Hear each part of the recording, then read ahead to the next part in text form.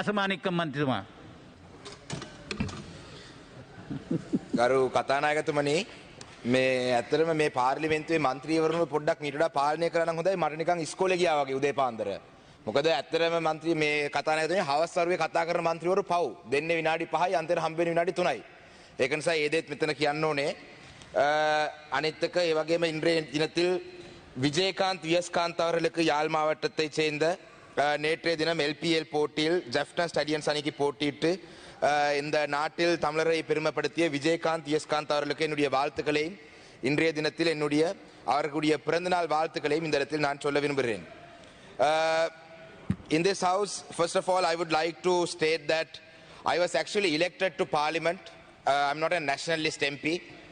I heard there were some rumors about me saying that I was given a slot on the national list, but I was actually elected to parliament and I got the highest number of preferential votes in the Batticaloa district for the TNA because a couple of members came and asked me if I was a nationalist MP, so I have to put that on record. I'm very happy to speak today on this debate where we are debating about the tourism ministry, Ministry of Ports and Shipping, and the State Ministry of Aviation and I think Export Development Zones. I'm very happy to speak today because I feel that these areas really need to be given attention in the north and east of Sri Lanka because these areas really could help transform the economy of the north and the east of this area. I attended the consultative committee meetings of both the Ports and Shipping Ministry and the Tourism Ministry, and I raised some questions there, and it was very unfortunate to note that some of the projects that had happened in the previous government, I think the present government officials were not aware of it. When I raised some questions regarding the Thalaimana ferry, I think I was told that there was something that was done in 2001, but in fact I have a letter here that was sent by the former State Minister for Tourism, Honorable Ranjit Taluvihare, had sent to the Indian Sri Lankan High Commissioner in India, and also various meetings had been held within Sri Lanka as well with regards to restarting the Thalaimana ferry. However, the officials were not really aware of these issues. So I feel that it is really important that we look at the work that has been done by previous governments before we go ahead with any new proposals, because these resources that may have been spent on these project proposals would otherwise be a waste. So we need to look at, because irrespective of what government is in power now, we need to look at the work that has been done in the previous government so we can start from where we have stopped. Otherwise, if we start now, by the time the government's term is over or there's a cabinet reshuffle, then it will be a new set of proposals that will start. So I'd like to bring that to the Honourable Minister's attention. Because the tourism ministry is the tourism industry is the fourth largest revenue earning industry in Sri Lanka. However, it's very sad that in the last 2 years, this industry had been hit really hard.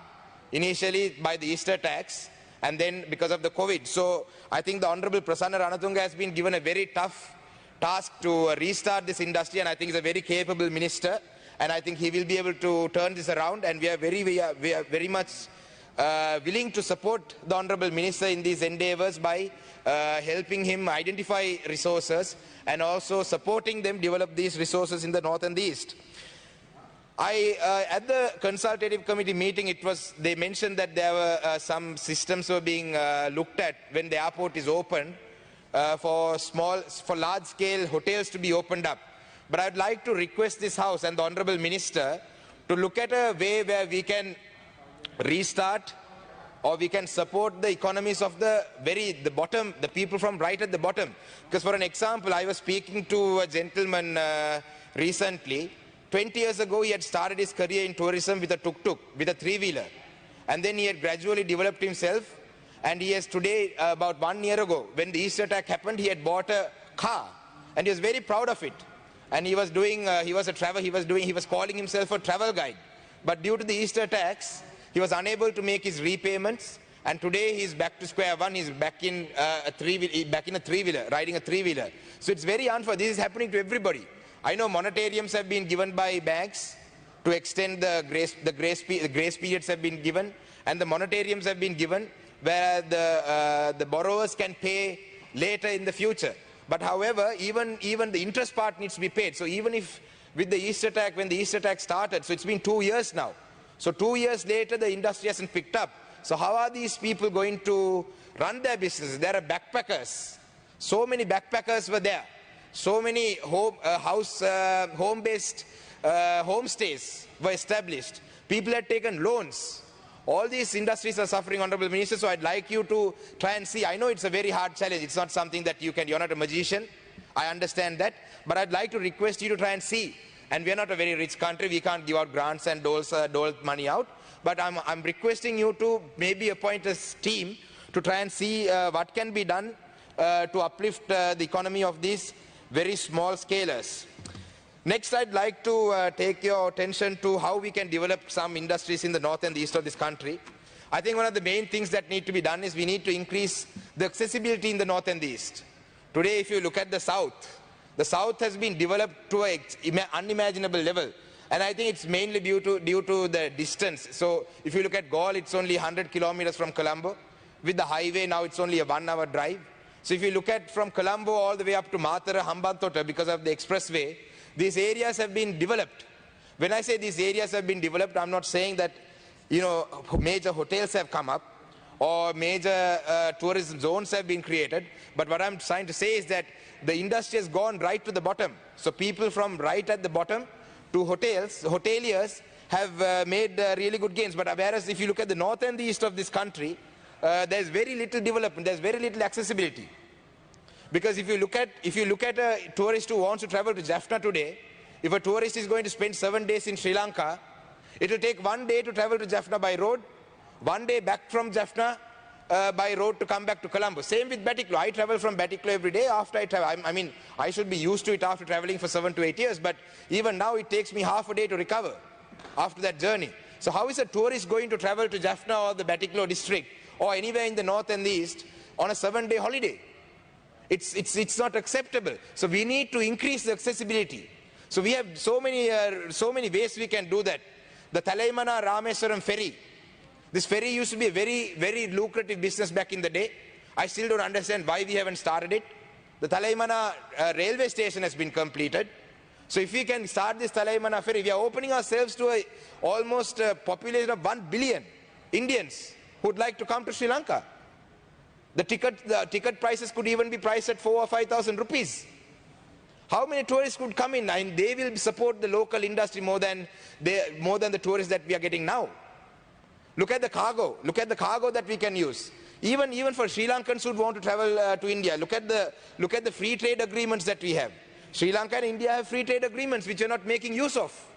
So we need to try and do it, because I'm saying this because it's great that tourism, ports and shipping and export have all coming together on the same day, because they're all connected. So if we can develop the port, I mean, we can bring in tourists, we can develop our exports, we can have export zones around it. There's so many things can be done. Look at the Jaffna International Airport. Now, if I used to live in Australia, I worked there, I lived and worked there. We used to get 10 days holidays. As an expat, I used to get 10 days off. When I used to come to Sri Lanka, by the time I get here, I mean, I lose 1 day in traveling because of transits. Then on the way back, I lose another day in traveling on transits. And when I travel to Sri Lanka, I lose 1 day traveling to the north and the east. And then I lose 1 day traveling back to Colombo from the north and the east. So 4 days of my 10 days are gone. And then I need 1 day each to rest. So technically, I'm only going to have a holiday of 4 days. So people who live in the UK, Sri Lankan expats face this issue. Try and develop the Jaffna. I mean, we have gone and built an airport in Mattala. I don't know how many people use it, but if you had built the airport in Jaffna long time ago, I think today we will not have these economic issues, or we'll have very less economic issues. Look at the Batticaloa domestic airport. The only planes that we get there is the Cinnamon airplanes, or even the next set of planes, I think it's a 17-seater. Why can't we have 40-seaters? I mean, these sort of things need to be looked at. This is how we can develop it. Look at the train. Because his former president was there in Polonnaruwa, he brought a train service up to Polonnaruwa. Why can't this train service be extended to Batticaloa? I went to the consultative committee meeting yesterday when Honorable Gami Lokuge was also there, and I mentioned this there. Upgrade the track. I mean, that is how you can bring tourists into the north and the east. Otherwise, how are they going to come? Why would they come? I mean, just to see a beach, they're not going to travel to Batiklo. They can travel to, somewhere in the south. So we need to look at increasing accessibility to increase the number of tourists who travel to the north and the east. Because I went to the COPE meeting the other day because I'm part of COPE. And in the Central Expressway Highway, for it to be done, there's been a feasibility study had been done for 1.5 billion rupees. And that feasibility study had not been used. But to develop an airport in Jaffna, but to develop Mannar, Order, there's no please. money. What is this? Deputy Speaker will take the chair now.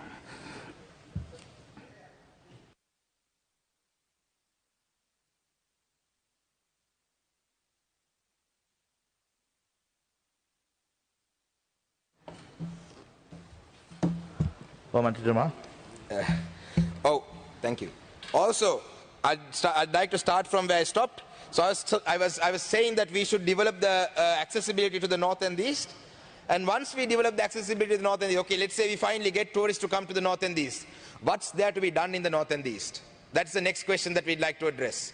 Now, if you look at Batiklo, sometimes when my friends come to Batiklo, they come and stay at Pasikuda and they'll be like, Masan, kohe deyanne ada? Udem meyang Batiklo district ek puram bahanna dena. Then I'm scared.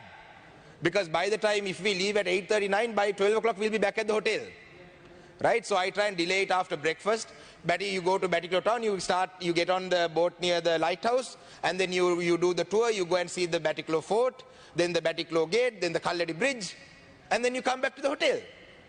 Right? So we need to, a singing fish, sir, that used to be a long time ago, we can't hear them anymore. So, we need to create opportunities in Batiklo. I mean, look at the resources that we have in Batiklo. Batiklo has a lagoon that is nearly 80 kilometers long. I don't know how many people are aware of it. Right? It's got the same atmosphere as Kerala.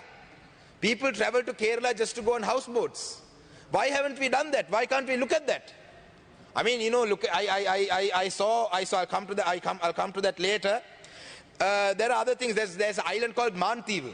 It used to be a leper's island, where when leprosy was a very big pandemic in Sri Lanka, they had leprosy patients were kept in this island. And there are cottages there. There's a hospital.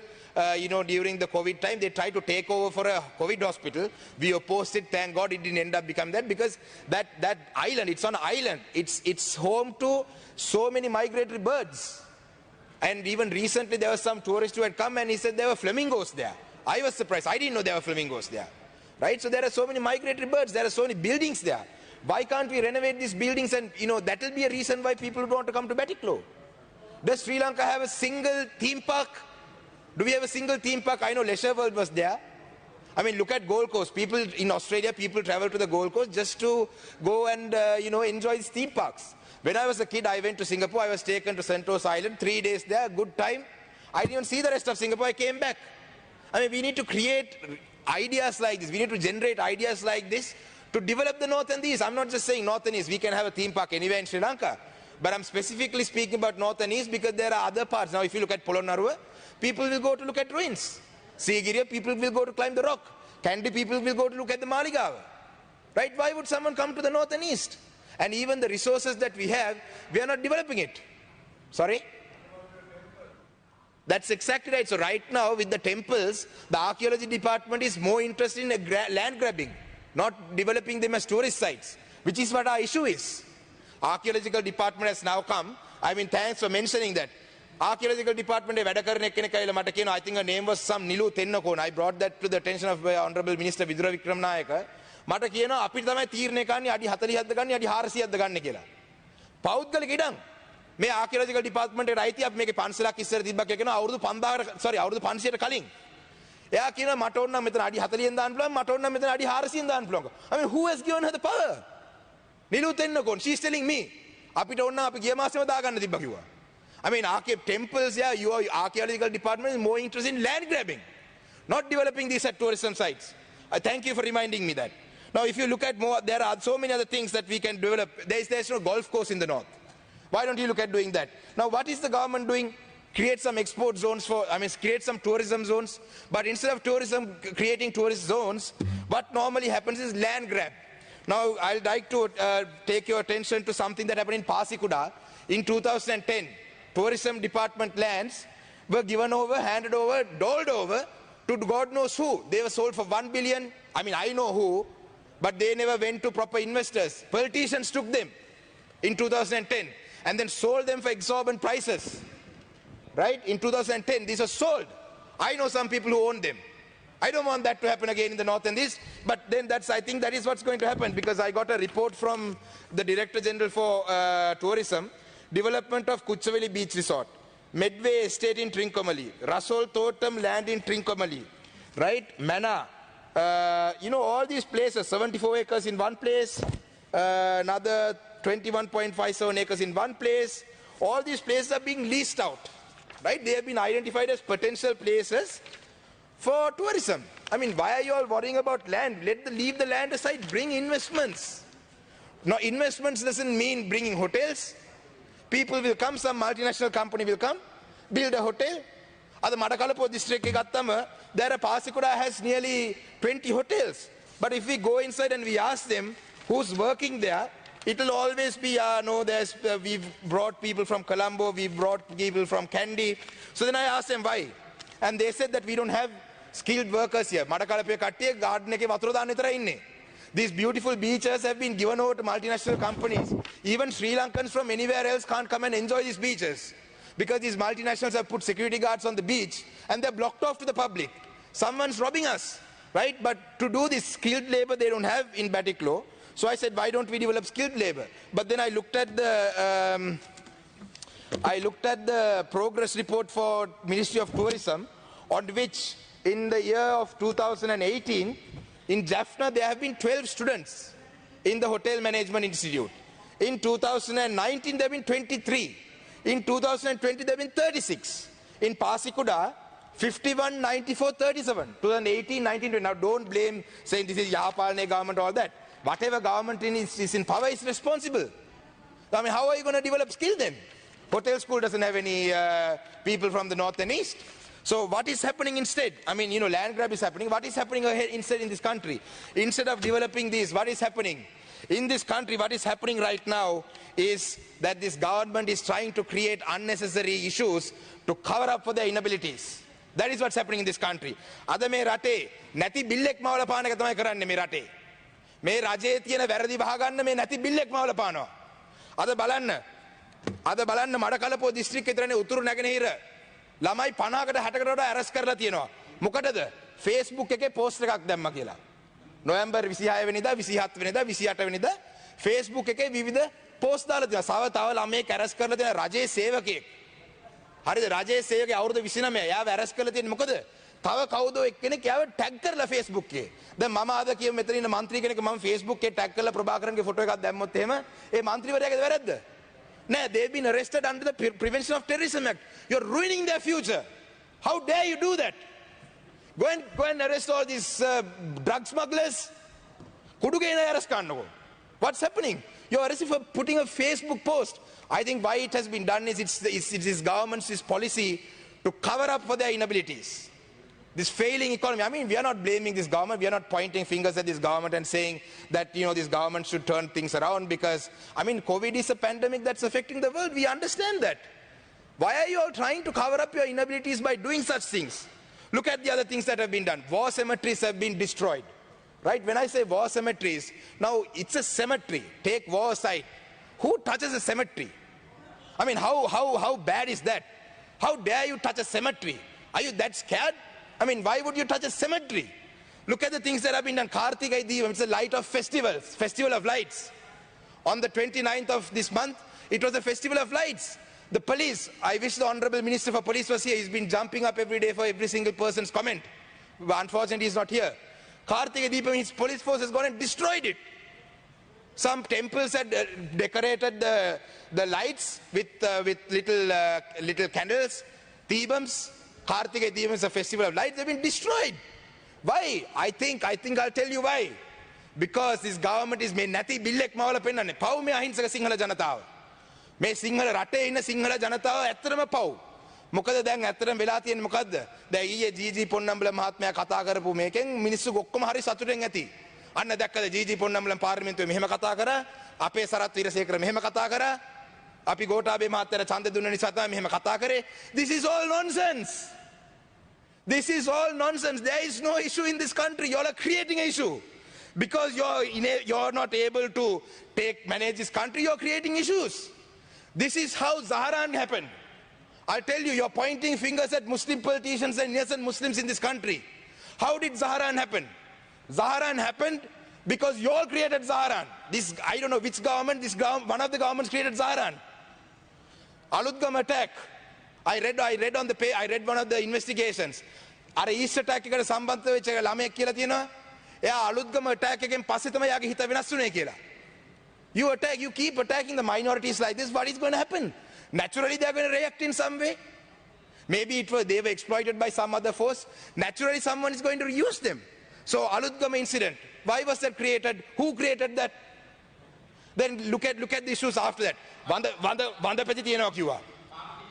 I'll talk to them later. Vanda Peti තියනවා කියලා කිව්වා. I mean, what is this? Doctors are, you're creating unnecessary unrest in this country to cover up your inabilities. Now look at what's happening. I mean, you know, the Honorable Minister was talking about people who should be ashamed, right? I am ashamed as a Sri Lankan today. Look at the Muslims. I mean, what are they asking for? They are asking for their last rights. They are asking for their janazas to be buried. You know, these innocent Muslim people, they live all their lives according to the Quran. And right towards the end, their last right, you're taking it away for politics. You all should be ashamed. I'm ashamed. And I'm ashamed of all the Muslim politicians who supported this government for the 20th Amendment. இந்த இடத்தில் கிழக்கு மாகாணத்தை சேர்ந்த ஒரே ஒரு பாராளுமன்ற உறுப்பினர் மட்டும்தான் இஸ்லாமிய பாராளுமன்ற உறுப்பினர் இந்த அரசாங்கத்துக்கு 20ஆம் திருச்சட்டத்துக்கு ஆதரவு அளிக்காத. இந்த பாராளுமன்றத்தில் இருக்கும் அனைத்து கிழக்கு மாகாணத்தை சேர்ந்த இலங்கையில் இருக்கும் அனைத்து இஸ்லாமிய பாராளுமன்ற உறுப்பினரை பார்க்க அவமானமாக இருக்கு. என்றால் உங்களுடைய மக்களுடைய அந்த இறுதி சடங்கை செய்யறது கூட அனுமதி அளிக்காத ஒரு அரசாங்கத்தை நீங்க ஆதரவு அளித்திருக்கீங்க. People are going to courts. Minorities are going for courts. Why? What are they going to courts for? For their basic rights. They are going to courts. They are going to courts because you're not letting them bury their bodies. Tamil people are going to courts for fundamental rights. I went to courts in Batiklo. Why? Because there's a mother who wants to light up a lamp in remembrance of her son. A father wants to light up a lamp in remembrance of his son. For you all maybe it's LTT. For me, for him, for us, it's a different thing. But for a mother, the son is a son. He's not part of, for her it doesn't matter if it's LTT or what. Son. Mama miniyak marala giyat mang hitanne mage ammata mage ammage man puta. Mama LTT නෙවෙයි. You know, why can't you respect that? Tamils are going to courts to remember the dead. Muslims are going to court to bury their dead. Look at the Catholic community in this country. We have so many debates about the Catholic cardinal now. Cardinal is begging for justice to be done to his dead. So this is the point this country has come to. We should be ashamed. And then the Honorable Minister for Police was talking about මේ රටේ සිංහල මිනිස්සු මම පව් කියලා කියන්නේ නැති බිල්ල මවලා පෙන්නන්නේ. දෙමළ මුස්ලිම් කට්ටිය මේ රටේ ප්‍රශ්නේ. We have to worry about our Chinese investments. The Honorable Minister for Ports and Shipping is here. We have to worry about our Chinese investments. China is investing very heavily in ports. Do we want to be another Pakistan? Do we want to be another Laos? We are getting into debt trap, Chinese debt trap. Tell the Sinhala people this.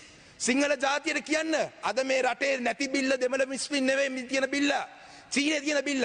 Tell them. If you're so gutsy, go in front of the Sinhala community. මේ සිංහල රජය ඉස්සරහා සිංහල මිනිස්සු ඉස්සරහා කියලා කියන්න. මේ රටේ චීන ආයෝජන කරන. Tell me the number of jobs that the Chinese have created in this country. Tell me the number of jobs. All the Chinese investments come. What happens? Chinese come and work. They're investing, they'll take their money, they'll leave. Why you think Port City is being built because they love us? Port City එක මොකටද හදන්නේ? අපේ ආදරේටද? No. Port City is being built because they want a base in Southeast Asia, on the Indian Ocean, not because they love us. We are allowing that. But what are we going to do? Sinhala මිනිස්සුව රවට්ටන්න අපි කියනවා අන්න GG පොන්නම්ල මෙදා කතා කරා එයාට විරුද්ධව සරත් වීරසේකර මෙහෙම කිව්වා අපි තමයි මේ දැක්කනේ මේ ඡන්දේ දුන්න නිසා තමයි කතා කරේ. I mean we are just sorry. ගරු මන්ත්‍රීතුමා සභාව ඉතාමත්ම Please don't, Honorable Speaker. යවනවා. එතුමා කිව්වා මට මේ පොයින්ට් එක මේක order. ඔබතුමා කතා කරන්න. Oh, Don't let them abuse these standing orders. Honorable Leader of the House, please have a meeting with your SLPP fellows. ඔබතුමාට තව විනාඩි දෙකයි. No, මන්ත්‍රීතුමා විනාඩි 6ක් තියෙනවා මට විනාඩි දෙකයි දෙකයි. මට විනාඩි 6ක් තියෙනවා. මම මේක දන්න නිසා නෑ, stop ඔබතුමාට විනාඩි 29යි. මට ඇමතුමා මේක කරන්න එපා. මොකද අපේ වෙලාව මෙහෙම නාස්ති කන්න දින ඊට පස්සේ මගේ විනාඩියෙන් නවත්තන්න එපා. මට මගේ විනාඩි 6 දෙන්න. point of order නේ වාඩි වෙන්න. මොකද Sit down. මන්ත්‍රීතුමා? ඔව් මන්ත්‍රීතුමා. Not a point of order. මෙතුමා මේ සෞඛ්‍ය ප්‍රශ්නයක් මෙතන මේ සිංහල ජාතියට නෑ, පැත්තට දානවා. රීති මේ සෞඛ්‍ය ප්‍රශ්නයක් ප්‍රශ්න ඒකට නේ කමිටුව වාඩි වෙන්න. Shame on this government. Just you know, we don't want to be a Chinese colony.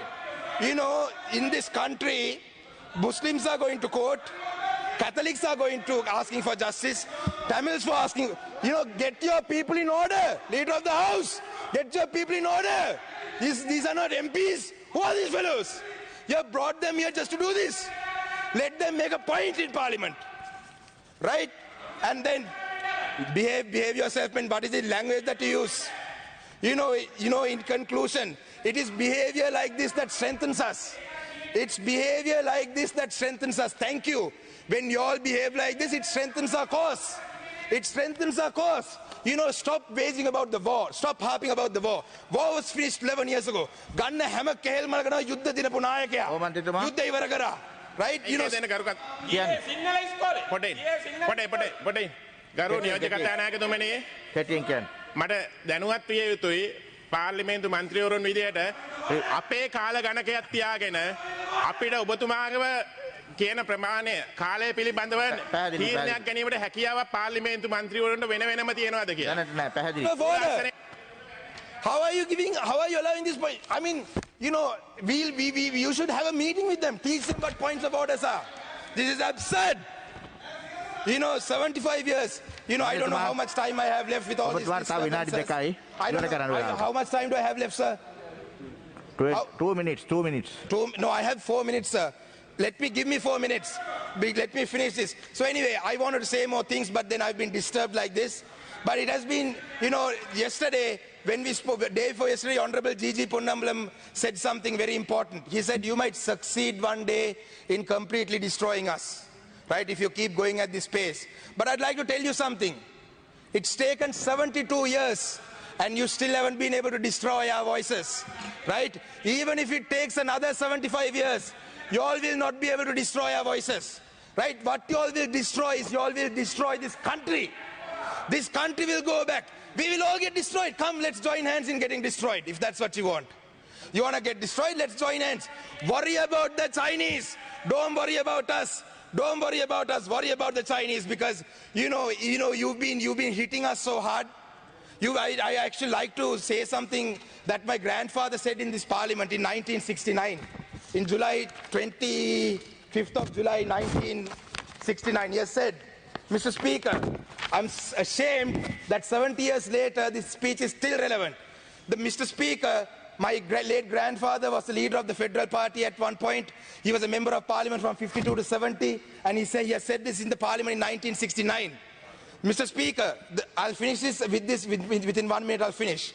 Mr. Speaker, the Federal Party has existed for more than 20 years.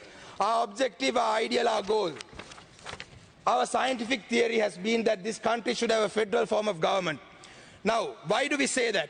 We are supposed to have a democratic form of government. Democracy is one of the very loose words that is used for a concept and a form of government which sometimes exists and sometimes does not exist in the theoretical form. So I don't want to read the whole thing. I don't want to read the whole thing, but this speech is still very relevant after 70 years. I will finish up. I will finish up in one last saying. No. You know, with one last saying. You know, hatred cannot be removed by hatred. Hatred cannot be removed by hatred. Love. You guys boast that this is a Sinhala Buddhist country. You all can't even allow us, Tamil man, to speak. Sinhala Buddhist country, you have to love people, not disturb people like this. If you're a Sinhala Buddhist country, if you're a Buddhist, first if you're a Buddhist, learn to respect human beings. Learn to respect human beings. Thank you.